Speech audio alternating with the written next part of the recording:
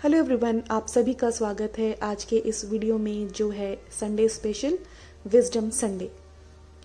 इस वीडियो में और इस श्रृंखला में जिसमें मैं विजडम संडे के नाम से वीडियोस बना रही हूँ, उसमें मैं हर संडे को इंडिया के जो गॉड हैं, गॉडेसेस हैं, जो स्पिरिचुअल गुरुज हुए हैं, उनके बारे में आपको बताऊंगी और उनसे हम क्या सीख सकते हैं, हम अपने जीवन में कैसे उनका दिया हुआ ज्ञान धारण कर सकते हैं, उस पर थोड़ी सी चर्चा करूंगी। आज का जो मैंने कार्ड निकाला है, जो कि मैंने एक डेक से निकाला है, जो कि गॉड्स एंड गॉडेसेस, एक ब्यूटीफुल डेक मैंने रिसेंटली परचेज किया है। उसमें इतने सारे ब्यूटीफुल कार्ड्स हैं जो कि इंडियन कल्चर से रिलेटेड हैं और उसमें उनके बारे में मंत्रा भी दिया हुआ है, छोटी सी मेडिटेशन भी बताई हुई है। तो जो कार्ड आज निकल कर आया है वो है श्री चैतन्य महाप्रभु का, जिनको द गोल्डन अवतार भी कहा जाता है। जो चैतन्य महाप्रभु हैं उनको ऐसा माना जाता है कि वो श्री कृष्ण के ही अवतार थे। उनके बारे में बात करने से पहले इसमें जो मंत्र लिखा हुआ है वो पढ़कर सुनाना चाहूँगी। मंत्र है नमो महावदन्याय कृष्ण प्रेम प्रदायते कृष्णाय कृष्ण चैतन्य नमने गौरा त्विसे नमः। इसका मीनिंग है O incarnation of great munificence, O Krishna Chaitanya, you have come to give love of God to all the world, you are Krishna himself, your colour is golden, I pay homage to you.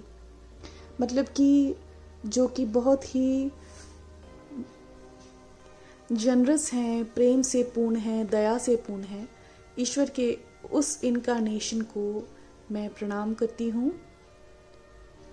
हे कृष्ण चैतन्य, आप इस दुनिया में आए हैं ईश्वर का प्रेम बांटने के लिए। आप स्वयं ही कृष्ण हैं, आपका रंग सुनहरा है, मैं आपको नमन करती हूँ।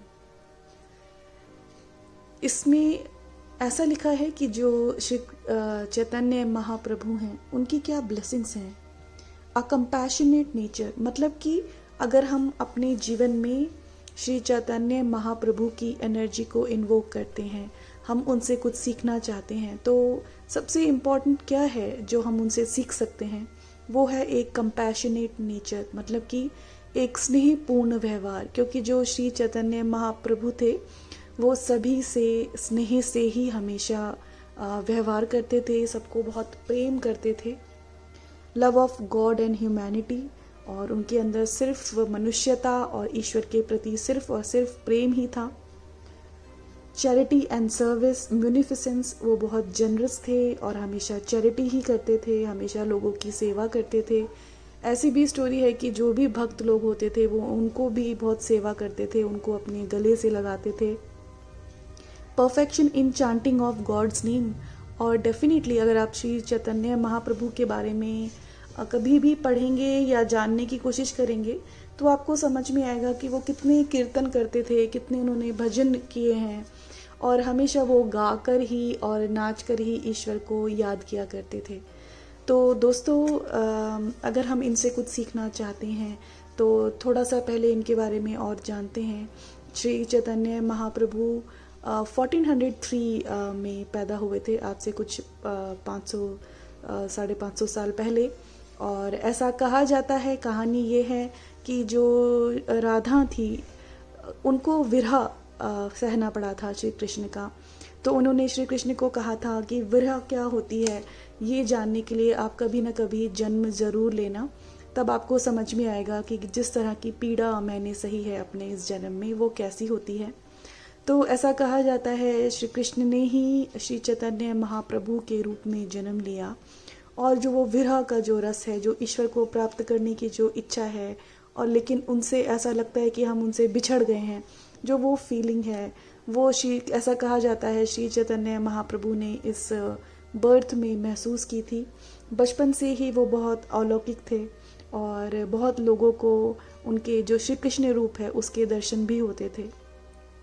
श्री चैतन्य महाप्रभु से हम सबसे इम्पॉर्टेंट क्या सीख सकते हैं, वो है डिवोशन टू गॉड, प्रेम जो है, जो एक भक्ति होती है। और दोस्तों आपने देखा होगा भारत में पहले कितने भजन होते थे, कितनी चैंटिंग होती थी। अगर आप लोग उसका मतलब समझें तो आपको समझ में आएगा। जब हम ईश्वर का प्रेम अपने मन में रख के हम भक्ति के साथ जब हम भजन करते हैं, मतलब जब हम ईश्वर का नाम भजते हैं, ईश्वर का नाम जपते हैं, तब क्या होता है कि जो हमारा अंतर्मन होता है उसको हम अलाउ करते हैं ईश्वर की ऊर्जा प्राप्त करने के लिए।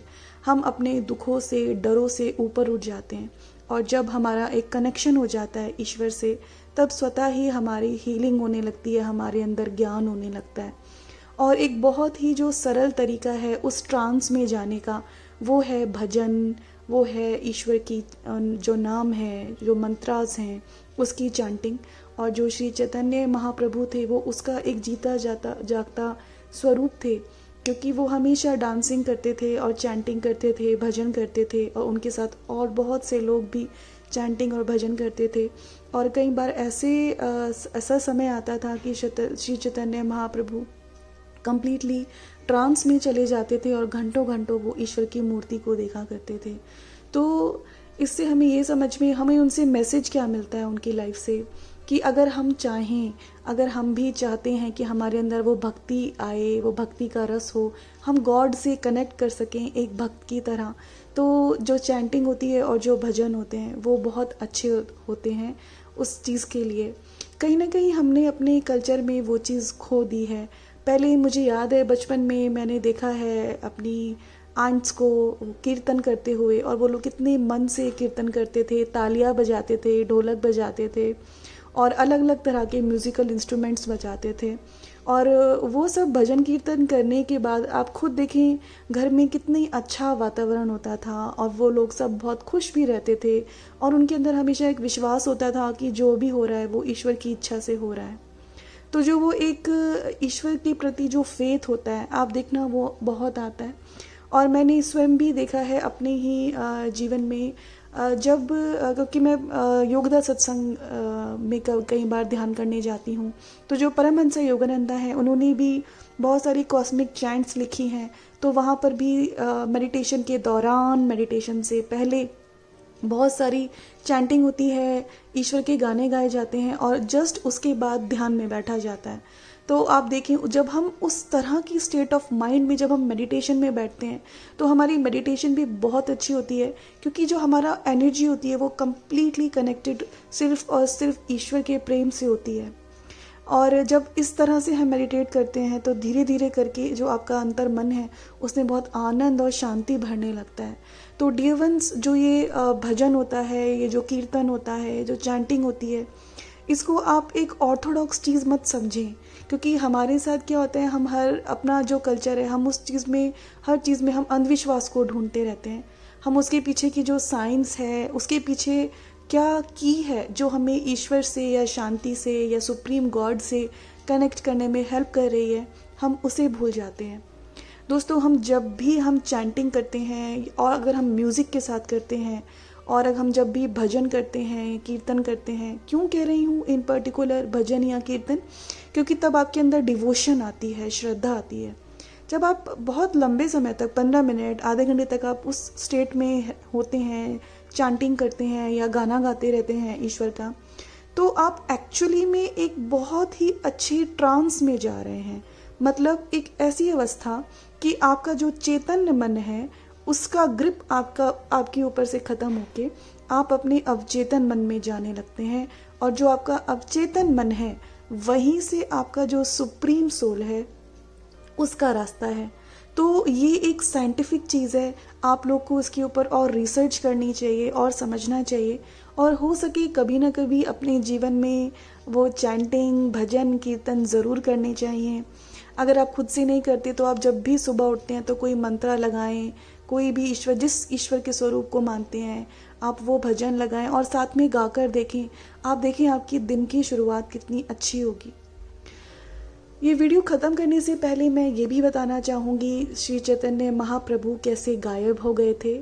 ऐसा कहा जाता है जो सिद्ध महापुरुष होते हैं वो सिर्फ एक बार अवतरण करते हैं, उनको बार बार जन्म लेने की ज़रूरत नहीं होती। और कहा जाता है जो श्री चैतन्य महाप्रभु हैं वो तो स्वयं श्री कृष्ण का अवतार हैं, तो उनको तो फिर से रीबर्थ की ज़रूरत थी ही नहीं।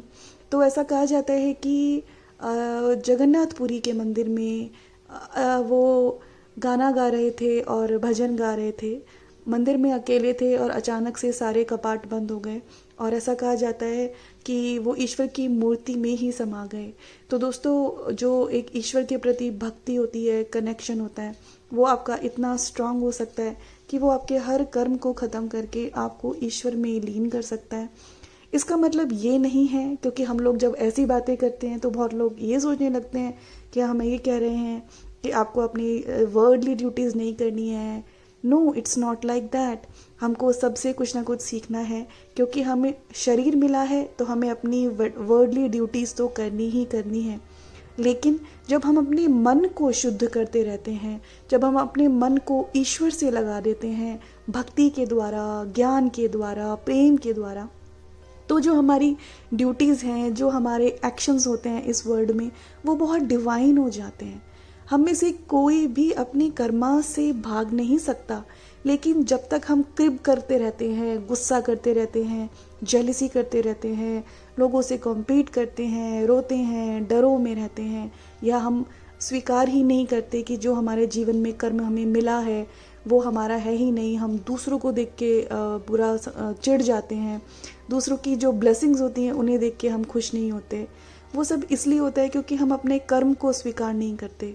दोस्तों, जो हमने कर्मास की साइकिल क्रिएट की हैं वो तो हमारे सामने आएंगी ही, लेकिन हम उनको ख़त्म तब कर सकते हैं जब हमारे अंदर ज्ञान होगा, ध्यान होगा, भक्ति होगी, हमारा जो कॉन्शियसनेस है वो कम्प्लीटली प्योर होगा। मैं आशा करती हूँ आप जब ये वीडियो देखें आपको भी एक प्रेरणा मिले चैतन्य महाप्रभु की तरह अपने अंतर मन को कम्प्लीटली ईश्वर से कनेक्ट करने की, और कोशिश करके देखिएगा अपने जीवन में कुछ ना कुछ भजन कीर्तन, ईश्वर के जो भजन होते हैं या चैंटिंग होती है वो अपने जीवन में इंक्लूड करके देखें, साथ में कभी कभी गाकर भी देखें। सुबह सुबह जब आप उठते हैं तो हम लोग कितने लकी हैं, हमारे पास सारे मीन्स हैं। आप चाहे अमेज़न म्यूज़िक देखें पर सुने, या आप यूट्यूब पर सुने, आप कोई भी ऐप पर सुने, वहाँ पर इजी है हमारे लिए कितना हर चीज़ एक्सेस करना। भजन लगाएं, साथ में गाएं, आप देखेंगे आपका जो मन है पूरे दिन कितना खुश रहेगा। आपके जो एक्शंस होंगे वो बहुत डिवाइन होंगे आपके प्रति, जैसे चैतन्य महाप्रभु के मन में सबके प्रति प्रेम था और वो सबको गले से लगाते थे, आपके अंदर भी वो प्रेम उत्पन्न होगा। और जो ज़िंदगी की जो छोटी छोटी बातें होती हैं उनसे आप दुखी ना होके आप सिर्फ उसे एक दृष्टा की तरह देखेंगे और आगे बढ़ते रहेंगे। तो दोस्तों, आज संडे विजडम के वीडियो के लिए इतना ही। मैं आशा करती हूँ आने वाले हफ्ते में आप याद रखेंगे भक्ति का मतलब, भजन का मतलब, चैंटिंग का मतलब, मंत्रा चैंटिंग, और ईश्वर का जो भजन है उसको अपने जीवन में थोड़ा थोड़ा इंक्लूड कर कर देखें। आपको अपने जीवन की क्वालिटी में खुद से बहुत फ़र्क नज़र आएगा।